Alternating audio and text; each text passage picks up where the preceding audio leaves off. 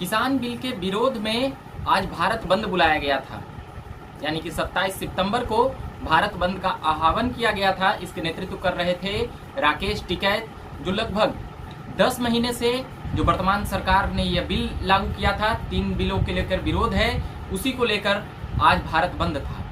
और क्या क्या हुआ तमाम जगहों पर, पूरे देश में क्या हलचल रही भारत बंद की, वो तमाम बातें सुनाएंगे। मगर उससे पहले जो बातें हैं वो बातें हैं कि शहीद भगत सिंह का आज जन्म दिवस है। 1907 में उनका जन्म हुआ था, 27 सितंबर को ही, आज ही के दिन। मगर वो 24 साल भी वह पूरा नहीं कर पाए। और 23 मार्च को, जैसा कि हम सभी जानते हैं कि किस प्रकार से उस समय ब्रिटिश हुकूमत का एक समय था और इस देश में उतनी कुछ चलती नहीं थी। और भगत सिंह एक क्रांतिकारी नेता थे, गरम दल के भी नेता थे, और साथ ही वो जिस प्रकार से वह काम कर रहे थे उससे अंग्रेजों को काफ़ी परेशानी हो रही थी। और वो जिस प्रकार से तमाम अंग्रेजों पदाधिकारियों और अधिकारियों को जिस प्रकार से टारगेट करके तमाम उनके जो मिशन थे उनके फेल करते थे, इसलिए चिढ़कर अंग्रेजों ने कई बार अलग अलग जेलों में भी उनको जाना पड़ा। उसके बाद फिर उन्हें जो तिथि पर फांसी तय की गई थी उस तिथि में न देकर एक दिन पहले ही हड़बड़ा करके, वो कह सकते हैं कि एक तरह से उन्हें फांसी की सज़ा दी गई थी। मगर अंग्रेजों ने अपनी मनमानी करके उससे पहले ही उस फांसी की सज़ा को अंजाम दे दिया। यानी कि वो अपनी ही कानून को ताक में रख करके किस प्रकार से अंग्रेजों ने कह सकते हैं कि एकदम से टारगेट करके भगत सिंह को मार दिया। और शहीद भगत सिंह अब तक उनकी जयंती और पुण्यतिथि जिस प्रकार से मनाई जाती है, वही एक कारण रहा कि इतने कम उम्र में भी देश के लगभग करोड़ों लोगों के आज आइकॉन बने हुए हैं। और तमाम लोग, चाहे वह छोटे नेता हों या बड़े नेता हों, आज भारत बंद का समय था मगर कई पार्टियां प्रमुखता दी भगत सिंह की जयंती की और वो जयंती पर माल्यार्पण करते हुए नजर आए। चाहे वह दिल्ली में जैसा देखा गया अरविंद केजरीवाल का, वहाँ पर भी अरविंद केजरीवाल ने पहले भारत बंद के पहले उन्होंने भगत सिंह की जयंती को प्राथमिकता दी। और भी ऐसी तमाम नेता सोशल साइटों पर नजर आए भगत सिंह की जयंती को मनाते हुए और उन्हें यूथ आइकॉन के रूप में भी दर्शाते हुए। और युवा तो उन्हें चाहते ही हैं और देश की आज़ादी में भी उनकी भूमिका को नकारा नहीं जा सकता है। मगर पिछली सरकारों में यह देखा गया कि भगत सिंह की भूमिका को किस प्रकार से छोटा किया गया, ये तमाम बातें देश जानते हैं। उनको शहीद का दर्जा भी देने से इनकार करती रही आज़ादी के बाद भी सरकारें, तमाम फाइलों और कागजों के हिसाब से जो पता चलता है उसके बाद से। तो वो बातें भगत सिंह की है, हम तमाम स्टोरी सुनाएंगे कभी फुर्सत के समय में। भगत सिंह पर क्या कुछ हुआ, उन 23.5 सालों में ही एक ऐसी लकीर खींच कर गए कि उनकी चर्चा आज भी हम कर रहे हैं और आप सुन रहे हैं। अब बातें करते हैं भारत बंद की। किसान बिल को लेकर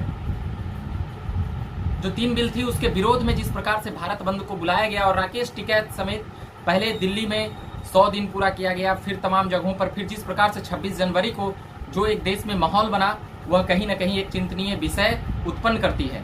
यह देश किसानों का है, लगभग 2/3 आबादी इस देश की कृषि पर निर्भर है और जो आमदनी की एक बहुत बड़ा आमदनी का एक स्रोत है वह कृषि ही है इस देश का। इसीलिए अपने देश को कृषि प्रधान देश कहा जाता है और इस देश की बड़ी आबादी गाँव में रहती है। साथ ही जिस प्रकार से 3 राज्यों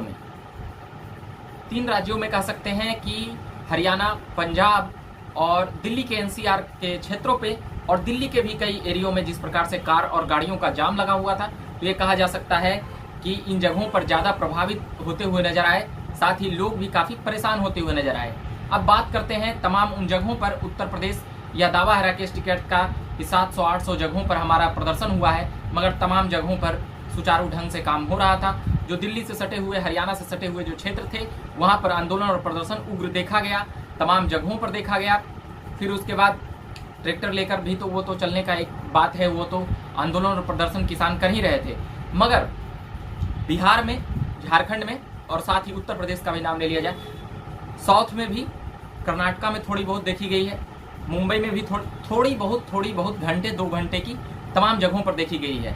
अब यह समझने वाली बात यह है, कई पत्रकारों से भी जब बात कर रहे थे, जब उनका मनोस्थिति को समझ रहे थे, जब उनकी बातों को सुन रहे थे, तो उनका कहना था कि यह भारत बंद नहीं है, ये 1-2 घंटा के लिए कहीं कहीं पर, और तमाम विपक्षी दल भी किसानों के साथ हो चले, पॉलिटिकल पार्टियों ने कह सकते हैं कि समय की गंभीरता को समझा और समय की तकाजा को समझा तो उनके साथ हो चले।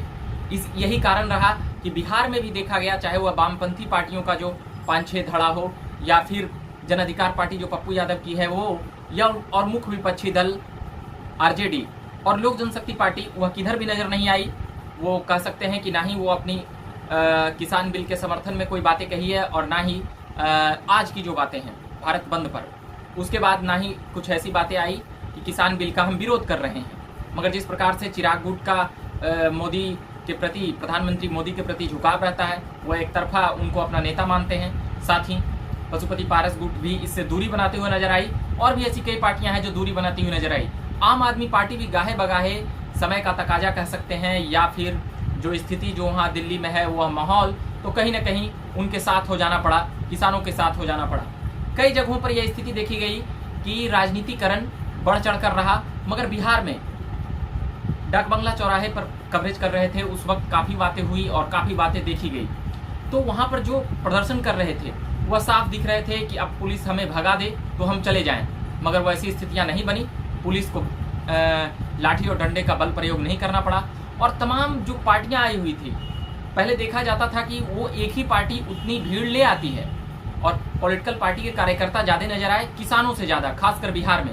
पंजाब और हरियाणा में ये दिखता है कि वहाँ के किसान आते हैं, उनकी क्या समस्याएं हैं और क्या बातें हैं, वो तमाम बातें वो सुनाते रहते हैं और कहते रहते हैं। मगर बिहार में जो दो युवा चेहरे हैं, चाहे वह तेजस्वी यादव हों जो नेता प्रतिपक्ष हैं, उनके भाई तेज प्रताप यादव भी नहीं नजर आए, मगर एक तेजस्वी और चिराग पासवान भी नजर नहीं आए लोक जनशक्ति पार्टी के।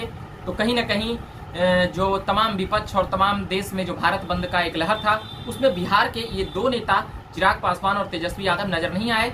जबकि चिराग पासवान के अभी हर वक्तव्य पर जिस प्रकार से खुलकर तमाम बातें करते हैं, तो अपेक्षा थी कि भारत बंद में उनकी कुछ वक्तव्य आएंगे और वो सड़क पर नजर आ सकते हैं, या ऐसा क्या कुछ वो नजर आएंगे या नहीं, संशय भरा था और ये दोनों ही नजर नहीं आए।